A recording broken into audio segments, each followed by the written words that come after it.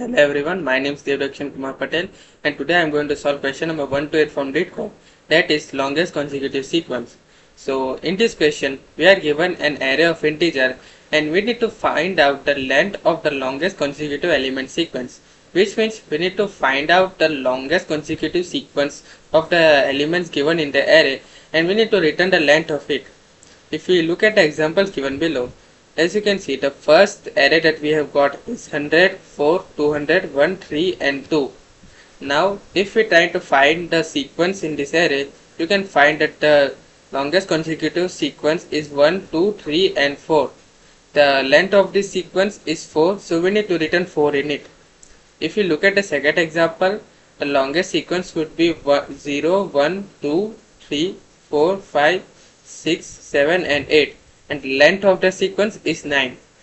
If you look at the third example, the longest sequence would be 0, 1 and 2 and its length would be 3, so we need to return 3 in it. So this was the question. Now let's move towards the solution of this question. So first of all, we are going to need the length of this array given in our question. So now the first thing that we are going to check that if we are given an empty array or not.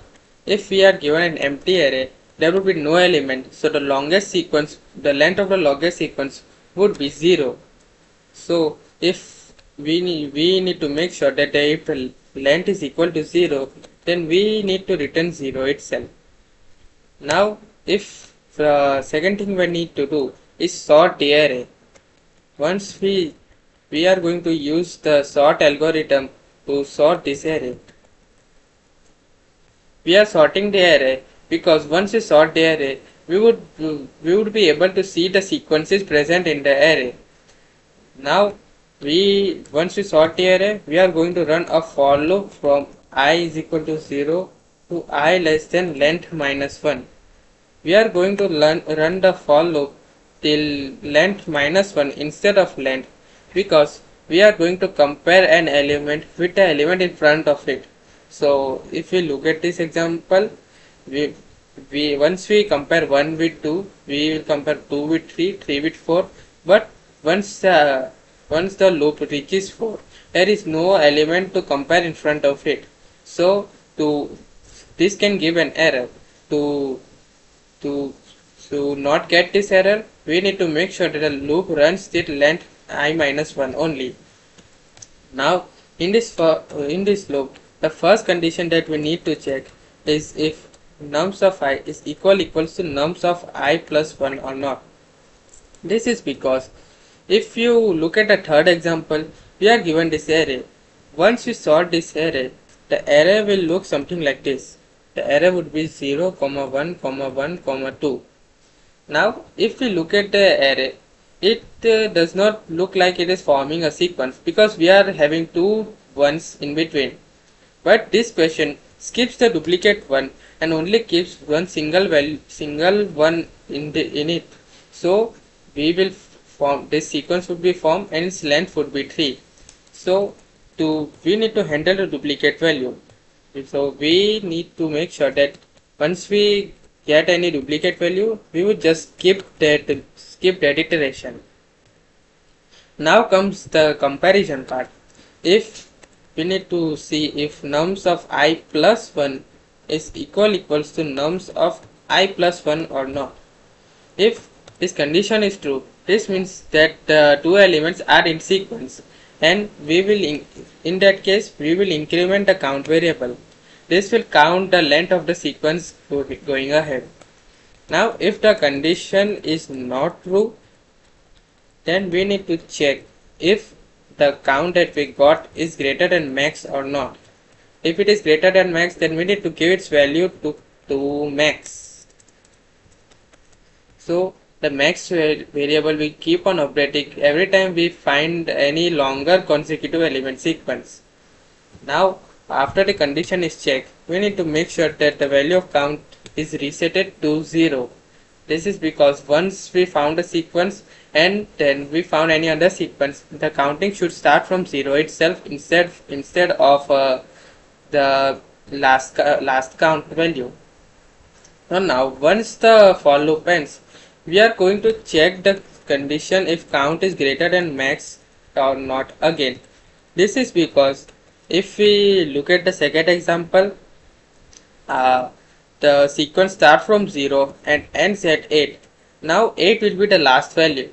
So once 7 reaches, once the loop reaches 7, it will compare if 7 plus 1, that is 8, is equals to nums of I plus 1, that is 8 too.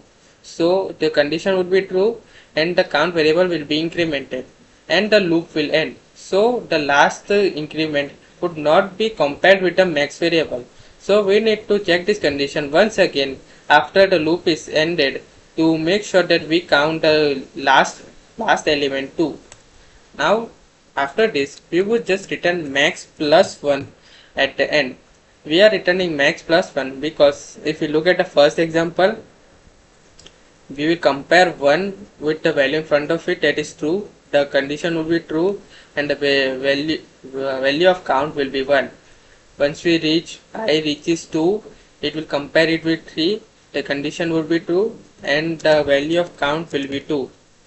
Once I reaches 3, it will compare it with 4, the condition would be true and the value of count will be 3 and the loop ends. Now you can see that we have got the value of count as 3 but our actual solution is 4. So we need to make sure that that doesn't happen. So for that we need to return max plus 1 instead of max. Now let's just run this code and check the test cases.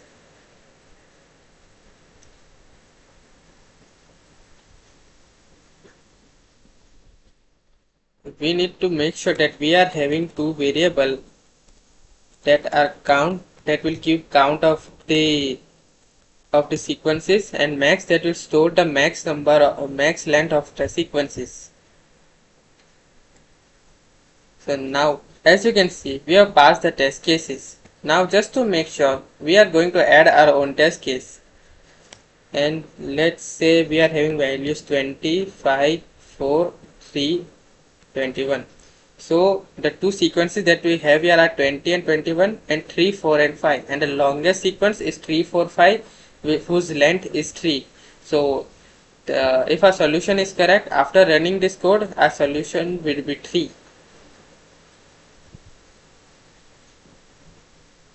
As you can see we have passed this test case also. So now let's just submit this solution.